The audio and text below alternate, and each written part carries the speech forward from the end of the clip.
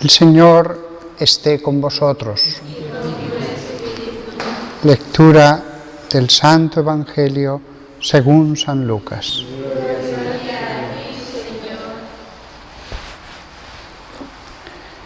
En aquel tiempo Jesús fue a Nazaret, donde se había criado. Entró en la sinagoga, como era su costumbre, los sábados, y se puso en pie para hacer la lectura.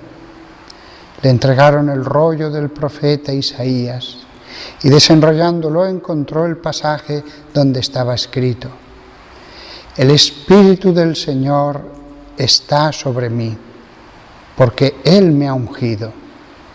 Me ha enviado a evangelizar a los pobres, a proclamar a los cautivos la libertad y a los ciegos la vista, a poner en libertad a los oprimidos, a proclamar el año de gracia del Señor. Y enrollando el rollo y devolviéndolo al que lo ayudaba, se sentó. Toda la sinagoga tenía los ojos clavados en él, y él comenzó a decirles: Hoy se ha cumplido esta escritura que acabáis de oír. Y todos le expresaban su aprobación y se admiraban de las palabras de gracia que salían de su boca. Y decían: ¿no es este el hijo de José? Pero Jesús les dijo: sin duda me diréis aquel refrán: médico, cúrate a ti mismo. Haz también aquí en tu pueblo lo que hemos oído que has hecho en Cafarnaúm. Y añadió: en verdad os digo que ningún profeta es aceptado en su pueblo. Puedo aseguraros que en Israel había muchas viudas en los días de Elías, cuando estuvo cerrado el cielo 3 años y 6 meses, y hubo una gran hambre en todo el país. Sin embargo, a ninguna de ellas fue enviado Elías, sino a una viuda de Sarepta, en el territorio de Sidón. Y muchos leprosos había en Israel en tiempos del profeta Eliseo. Sin embargo, ninguno de ellos fue curado, sino Naamán el sirio. Al oír esto, todos en la sinagoga se pusieron furiosos, y levantándose lo echaron fuera del pueblo, y lo llevaron hasta un precipicio del monte sobre el que estaba edificado su pueblo, con intención de despeñarlo. Pero Jesús se abrió paso entre ellos y seguía su camino.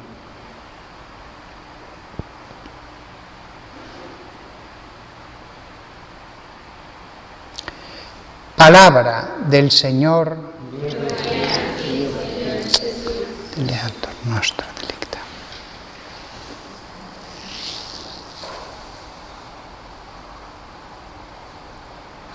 Una de las primeras cosas que dijo Jesús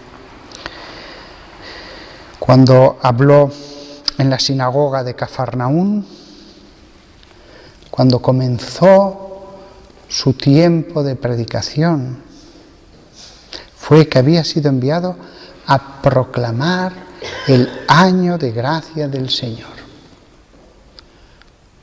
Sobre esta expresión, el año jubilar, ya he hablado en otros sermones. Lo que quería fijarme hoy simplemente en este sermón de diario es que el perdón de Dios es grande como un año de gracia, como un año de perdón de las deudas, de liberación de los esclavos. Año de gracia. No había tantos esclavos formalmente hablando, en esclavitud formal en la época de Jesús. Pero sí que había deudas. Bien es cierto que no se seguía ya mucho el aplicar todo lo que decía el año jubilar. Ya habían encontrado triquiñuelas legales para no cumplir. Pero es el perdón de la deuda lo que se hacía en el año jubilar, para que todos pudieran volver a empezar.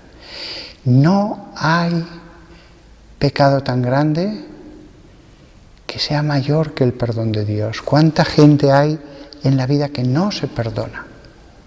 De acuerdo, el pecado fue así, pero no añadas ahora esto otro, la desesperación, la desilusión,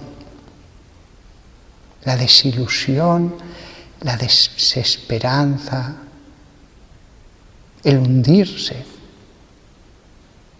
Porque Dios, su perdón es más grande que tu pecado. Si alguien encuentra para aferrarse a eso, a la desesperanza, no, pero yo he abusado de la gracia de Dios. Bueno, Dios también perdona a los que abusan de la gracia de Dios. Pero yo he abusado una vez y otra y otra y otra y otra. Dios perdona. Es que he cometido asesinatos. No hay pecado que no perdone. No hay pecado que no perdone. Siempre el dolor por el pecado no debe llevar a la desilusión, y menos todavía a la desesperación. Si Judas se hubiera arrepentido esa misma noche y hubiera ido, por ejemplo, a María, María probablemente le hubiera dicho: vete a tal sitio, a tal aldea pequeña con esta persona, y allí trata de llevar una vida de penitencia, de oración, iremos por ti. Hubiera sido reintegrado a la labor apostólica si él hubiera pedido perdón. Evidentemente eso tenía que decidirlo el colegio de los apóstoles. La administración de la Iglesia les había sido entregado a ellos.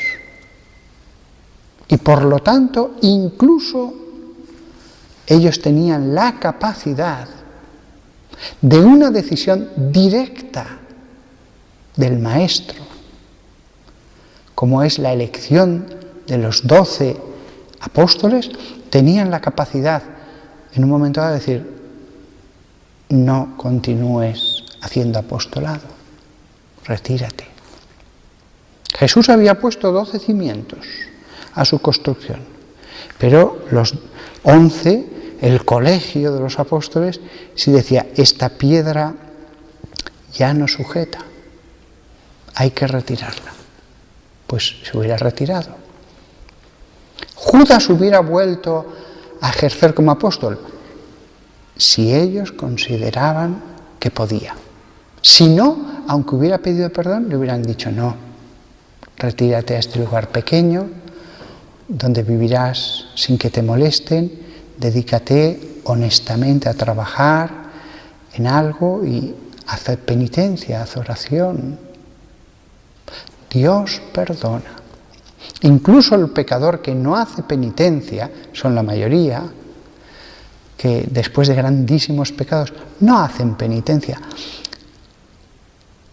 La petición de perdón en la fe en Jesús les logra el perdón. Si hicieran penitencia, además, se purificarían. Además, crecerían en virtud. Pero incluso si no hacen penitencia, quedan perdonados. El perdón como don, como regalo inmerecido. ¿Qué podemos hacer para recibir el perdón si siempre es inmerecido?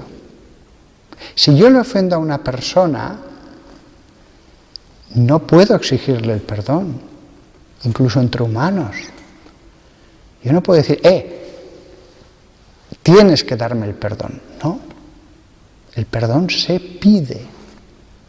La persona lo puede dar. En el cristianismo Jesús nos ha dicho: perdonad. En el cristianismo los cristianos debemos perdonar, pero en estricta justicia no habría por qué perdonar.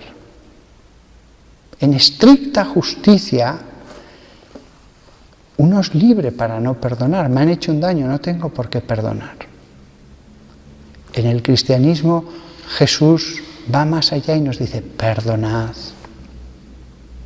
Pero ni con los humanos podemos exigirlo. Dios tampoco se lo podemos exigir. Siempre es un regalo inmerecido. Siempre será, por más que uno se prepare, haga penitencia, se duela del pecado, es un don.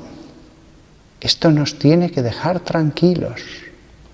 Tranquilos, porque si conocemos lo que es la naturaleza del perdón de Dios, tendremos que ponernos como niños en manos de Él. Lo que he dicho, a alguno puede parecerle que da pie a abusar del perdón. Pero el que abusa, él mismo sufrirá las consecuencias. Él mismo. Porque cuando hacemos algo indebido, según la naturaleza de lo indebido, así también son los efectos. Hay muchas clases de cosas indebidas y muchas consecuencias, pero Dios puede pararlas. Incluso la persona que ha hecho algo malo puede decir: Señor, te pido con humildad como regalo que no venga la mala consecuencia de mi acción. ¿Lo hará Jesús? Claro, es una petición, es Dios el que decide, pero Jesús dijo: pedid y se os dará. Aún así, si no podemos pedir el perdón, tampoco podemos si no podemos exigir el perdón, tampoco podemos exigir esto otro. Pero incluso podemos pedir que no vengan la consecuencia de lo que hemos hecho. Nada más. Estas reflexiones en torno al perdón inmenso como el año de gracia del Señor, el perdón que libera a los cautivos, a proclamar a los cautivos la libertad. No me refiero ahora, que es otra liberación, del vicio y del pecado, sino incluso la liberación interna de la desesperación, de la tristeza que hunde, del ya perder la ilusión, del decir: he abusado demasiado de Dios. Nunca podemos decir: Dios no nos puede perdonar. Nunca, nunca, nunca. Nunca.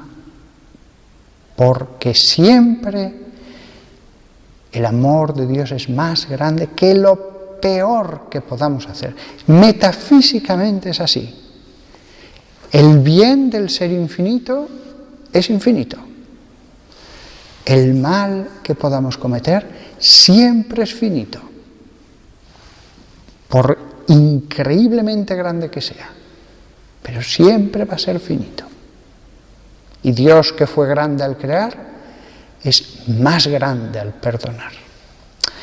Que vayamos a la Santísima Virgen María siempre para que ella ponga el bálsamo de la consolación incluso al peor pecador, para que sostenga incluso al peor pecador, para que le anime incluso al peor Judas, porque Dios no quiere que nadie se hunda, nadie. Todos pueden beneficiarse del año de gracia, año jubilar en que se perdonaban todas las deudas, todas, sin quedar nada. El año jubilar como expresión del inmenso, total perdón de Dios.